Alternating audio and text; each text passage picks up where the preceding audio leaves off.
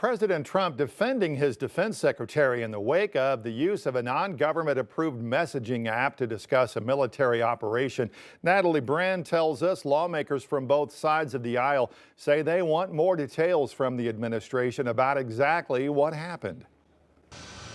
Defense Secretary Pete Hegseth arrived in the Philippines Thursday morning as a growing number of Democrats call for his resignation. He should be fired. Nobody's texting war plans. Speaking Wednesday, the defense secretary continued to deny disclosing classified information, despite The Atlantic posting new details about what Hegseth shared in a group chat on Signal, a non-government approved messaging app, including the exact timing and equipment to be used in a strike on Houthi rebels. There's no units, no locations, no routes, no flight paths, no sources, no methods, no classified information. I think it's a witch hunt. President Trump is still standing by his national security team and defending Secretary Hegseth.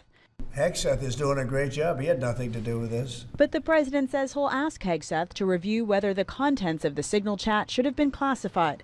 Today, the top Republican and Democrat on the Senate Armed Services Committee sent a letter to the acting inspector general of the Department of Defense asking for an inquiry into the incident. We have never denied that this was a mistake. We have said we are making changes. We are looking into the matter to ensure it can never happen again. The White House has not ruled out the possibility that someone could be fired over the incident. Natalie Brand, CBS News, the White House.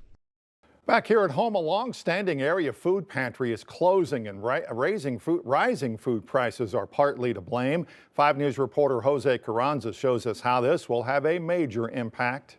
For more than 11 years, the Farmer Food Pantry has been a lifeline for hundreds of families in the River Valley. But with a rising food cost and a shrinking volunteer base, it's being forced to shut its doors, leaving families scrambling for help.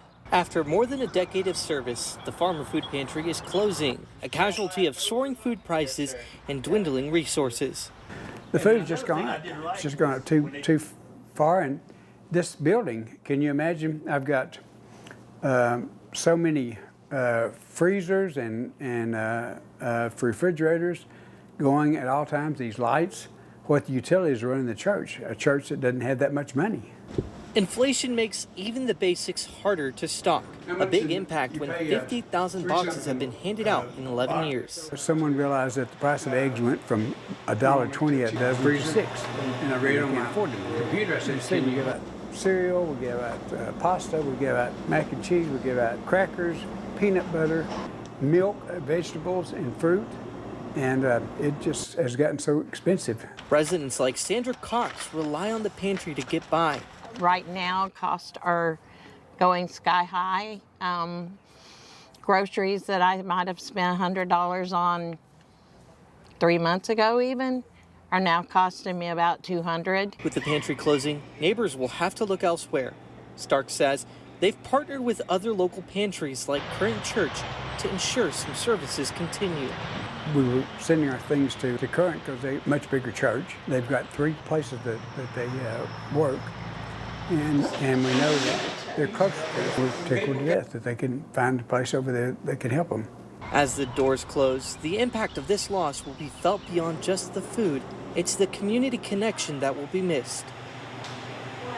The staff here hopes that the community will rally behind the remaining food pantries to make sure help remains available. In Van Buren, covering news where you live, Jose Carranza, 5 News.